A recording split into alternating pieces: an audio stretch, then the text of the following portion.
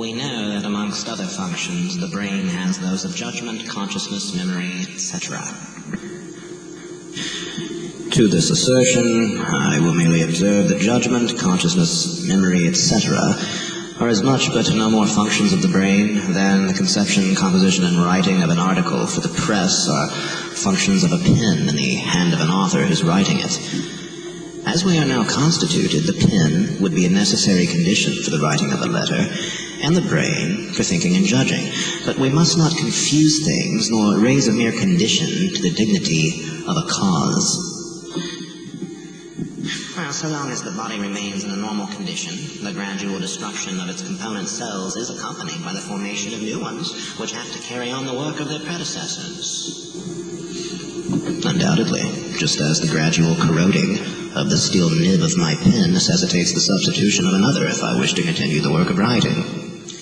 Well, with regard to the brain, the cells, before wearing out, have to impart to their successors those functions which they themselves received, and amongst these we get what we call memory. By this means, the cerebrum of today receives the consciousness of formal material changes and sensations, and is able to pass it on together with its own experiences to the brain of future time, providing the organ remains normal. There is no more thought or consciousness in the cerebrum or any other part of the merely physical brain than there is vision in a microscope or music in a cornet piston. Now, of course, I cannot, as currently constituted, exercise thought or consciousness without the instrument of the brain, any more than I can watch the gambols of an amoeba without a magnifying glass or sound a fanfare without a trumpet. But surely the man and his instrument are not quite one and the same thing. The efficient cause of the fanfare is the musician, whose lips are on the trumpet. The trumpet is merely an indispensable condition. So, in an analogous manner, the efficient cause of consciousness is the soul. The brain is merely an indispensable condition.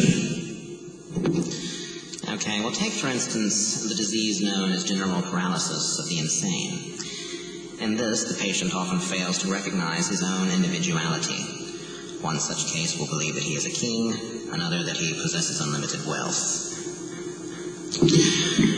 To this I would remark that there is no failure here to recognize one's identity, which is the only point of interest. The man who believes himself to be a king still thinks of himself as himself, only in an altered position. He imagines himself, the self he has always known, to be a king. It is not the person, but the position that he persuades himself has changed. It is, in fact, very analogous to what happens in dreams. I imagine I am wearing a red coat and following the hounds, or I am commanding a ship in a storm at sea, or I'm a king holding grand court. I may in my dreams change my profession or occupation 1,000 times, but there is no change of person in any one of these cases, only a change of position. Whether as huntsman, captain, or king, I always recognize myself as the agent. There is no real loss of the sense of personality, or, if there be, it still remains to be proved. But, continue, please. Well, the post-mortem examination of the brain shows disease which will quite account for the confusion of ideas. We recognize our individuality only so long as our brain permits us. We may be prevented doing so either by well-marked disease of that organ, or by the changes brought about by senile decay and things of that nature. The value of the foregoing remarks, so far as they affect my contention, is nil. It is like saying of a musician who had executed a difficult sonata very imperfectly on the organ that an examination of the instrument was afterwards made. It was then found that many of the pipes had got bent, that the bellows was all in pieces, and that the pedals would not act, which will account for the confusion of sounds. But does this dispense altogether with the necessity of a musician? Does it render an intelligent agent superfluous? That is the only important question. A diseased brain will interfere with the harmony of thought, in the case of the soul, for the simple reason that the soul is obliged in this life to use that instrument, very much as a rickety and unsound organ will interfere with the harmony of sound in the case of the organist, for the simple reason that he has to play on it. Now, if you argue that because a diseased brain interferes with the clearness of thought, therefore thought is in the brain, in such a sense that no spiritual and thinking agent distinct from the brain is necessary, well, then to be logical, you must also argue that because an injured harmonium interferes with the accurate rendering of the sonata, therefore the power of musical conception, composition, and execution is in the instrument, and that no intelligent and musical mind distinct from the harmonium is necessary, which seems to me less than reasonable. Well, I once was called upon to administer chloroform for an operation. Now, after I had been giving the chloroform for 2 minutes, I addressed the patient by his name and asked him a simple question in reference to his past history. And the response I got was a mumbling of unintelligible words. And 5 minutes afterwards, he was fully under the influence of the anesthetic, and to all appearances quite oblivious of his own identity. Now, since he was alive, according to you, his soul would be present, and yet he had no knowledge of his own existence. Well, I'm not sure exactly how you know that to be the case.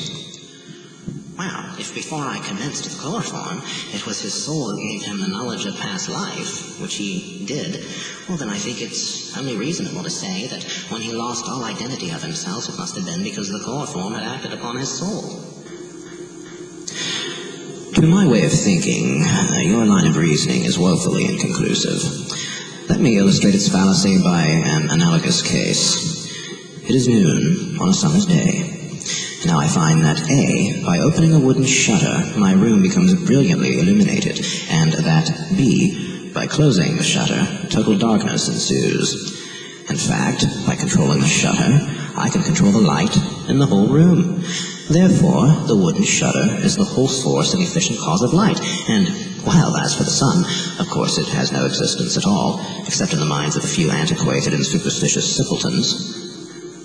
The circumstances that you describe are accounted for by the chloroform acting upon what, in our present state, is a necessary instrument of thought and reflection, that is, the brain. The soul itself is untouched. But as long as it is united with a material organism, so as to form what theologians call unum suppositum, it can no more think or reason without a healthy brain than a pianist can execute a musical score without a piano, or on a piano whose chords are broken. Separate the soul from the brain altogether, and it will think and reason clearly.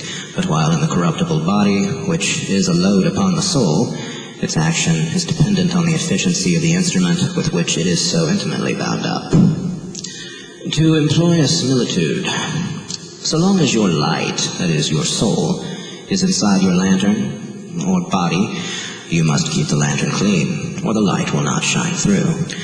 When you release it altogether from the lantern, at death, it will shine all the better, and your lantern, that is your body, may be cast aside and buried. The light of intelligence and of love burns on, even when the body has fallen to corruption. Well, I would still contend that matter alone is able to explain or show our individuality. Matter alone can neither see, nor hear, nor feel, nor exercise consciousness at all. Much less can it connect the past with the present, or preserve throughout the passing years the conviction of personal identity. That which exercises spiritual functions, that is, real but non-material functions, is itself spiritual, for the action of a thing manifests its nature, and no effect can exceed its cause in excellence or perfection. Further, it has self-consciousness, by which it can perfectly bend back or reflect upon itself, a thing which no material or bodily thing can do. The eye does not see itself seeing, the ear does not hear itself hearing, but the soul can think of itself thinking, can know itself knowing, can make itself and its acts the object of its own study and inquiry. Therefore the soul, since it exercises spiritual functions, is itself spiritual.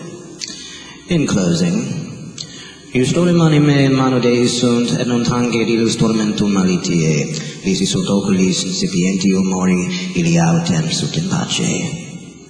Amen.